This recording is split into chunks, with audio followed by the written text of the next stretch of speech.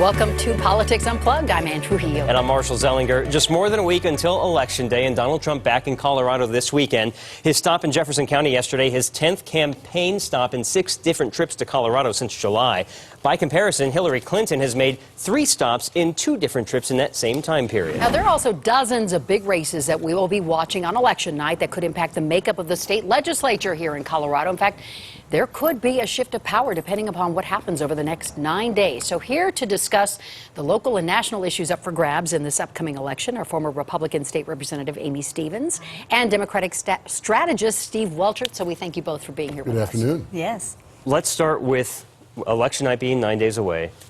What are the biggest issues we should still be watching in the presidential race? And knowing this new FBI email issue is back in the news again for Hillary Clinton. I'm not sure that, I certainly don't know the facts yet about the case, so I can't really comment specifically, but I think it's going to be just a little bit more of the same. The hum at this point for voters is to tune out all this kind of din and noise, and I think it's kind of fairly well baked in who people are going to vote for.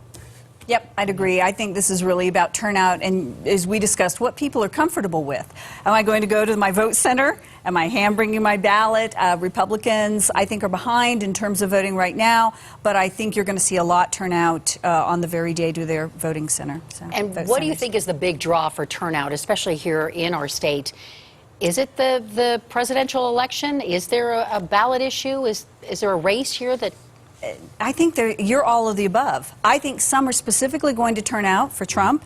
I think you're going to see people say, no, it's down ballot. We want to try for the Senate. We've got to keep the Senate. Or it could be an issue like the minimum wage or aid in dying. And so you're going to see people turn out for very different reasons. This is going to be a very different election. I'm with Amy. There'll be very different pockets of people that turn out for different topics. Will the local races have more votes than the presidential race? Well, I don't think it'll be that big a disparity, but I think there could be an undervote in the presidential, which usually never happens. Usually the presidential race is #1, then you get a lower turnout number for down ticket. I think because Clinton and Trump have so much baggage, each of them individually, that there'll be some drop-off there. It'll be lower than 2012 in my view. At the state capitol right now, Republicans have that 1-seat advantage in the Senate, and in the House, it's controlled by the Democrats by 3. Right. Because of the presidential race, some key local races have gone under the radar, but brought to the forefront in this new Democratic political ad. When I became governor, I knew we had to protect our Colorado way of life. It's why I need a good team in the state Senate, like Rachel Zenzinger, Daniel Kagan, Janice May, and Tom Sullivan. All right, there's a strategy to those names that he's mentioned. Amy? Well, that's your makeup, really, of a Senate majority for Democratic Party. And really, they are close races. I mean, even in terms of if we look at the breakout on R's, D's, unaffiliated, how much money's been raised, I think most of your Democratic candidates have, in a way, outraised, but not by tons.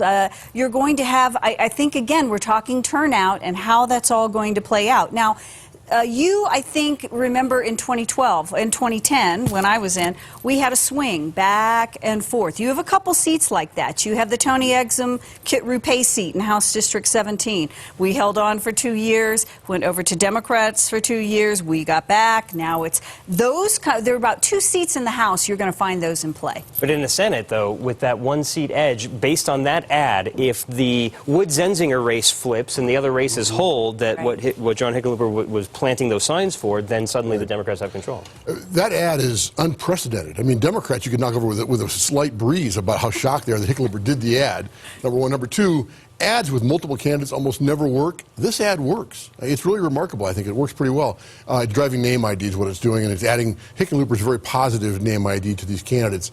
As Amy said, of those 4 Senate races, Democrats have to win 3 of them to get majority, and I think that's fairly likely this cycle. On the House side, boy, they're +3 now. Yeah. I think they could go as high as +6 maybe. Crisanta Duran from Denver will be the new Speaker of the House, presumably, and so there could be a bit of a wave here for Democrats in the legislature. There's been a lot of outside money that has come in particularly to these state races. I mean, these are names that you Right. would not normally hear on television.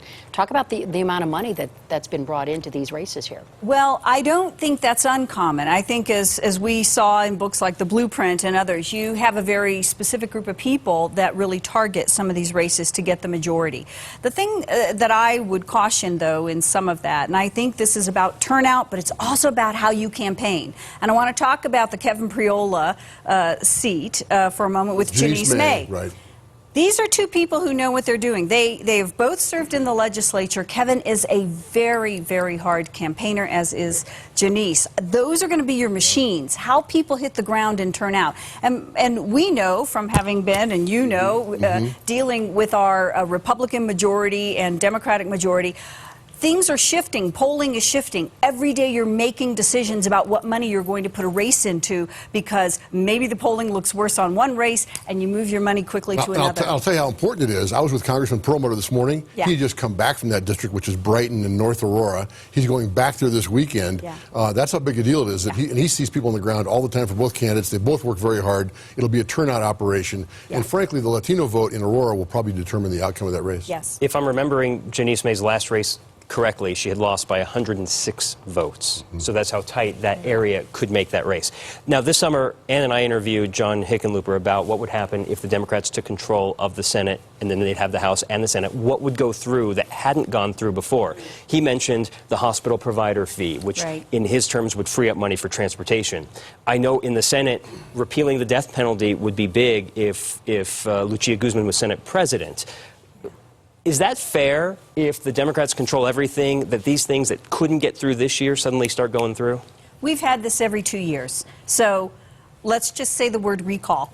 I want to caution everybody, would you please keep your heads and your wits about you? Is it for one party to be able to go, we've got all the power? I mean, the R's haven't necessarily in the last 10 had that. But what we have seen in D and D-controlled legislature and, of course, governorship is that people tend to go nuts. They tend to try to push through and push it through fast.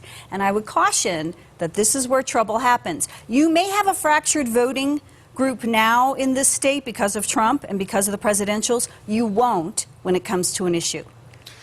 Well, you saw that TV ad because, I think, of the hospital payer fee. That really is why Hickenlooper did that ad. Look, I was the governor's lobbyist, the Democratic governor's lobbyist, back when it was a veto-proof Republican majority. Yes. So I know very well what it's like to have one power party coming at you. So it's a dynamic that everyone has to be careful of. But I do think there are some issues that will pop through. If you're Hickenlooper, you have to say, well, gosh, are things going to show up on my desk that I don't want to see? Because in the past, a one-vote Republican majority of the Senate would stop some things he didn't want to see. He'll have to do a really good job of kind of lobbying inside the state capitol to make sure that doesn't happen to him this time. And I think you're going to find with lobbyists, too, they, too, say, oh, could we have a balanced legislature? Because it really does keep some issues here and here away from the governor, where you can focus here towards the middle, try to get some things done and get it on the governor's desk. Yeah, lobbying will be different. What's one of those issues that he doesn't want to see? Oh, golly.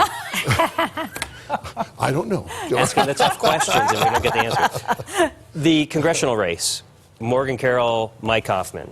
Where do you stand on that? Who's going to win? I think is the question. Oh, gosh. We're down to the wire, I think, on this one. I think Morgan Carroll's begun to pull away. I really do. You do? Yeah, Joe McCloskey had 1/3 the money she's got and came within 2 points of beating Kaufman in 2012. Hillary Clinton will win this district overwhelmingly as a Democrat. And so if Morgan Carroll can just be within a couple points of Hillary Clinton, that's real trouble for Mike Kaufman. I think we're back to, though, the turnout. There is no one who campaigns harder than Mike Kaufman. And Ann is speaking Spanish along, at every stop that he can. This is a formidable candidate. I'm holding my breath. I mean, I think this is a huge One thing we haven't talked about is kind of ground game. Who has boots in the ground? The Republicans don't have it statewide, but in the 6th district they do. They do. They do have a ground game in the 6th, and that may make a difference for Mike Kaufman. Yeah, could. We will see. Thank you both. Thank you. We'll be right back. Fun.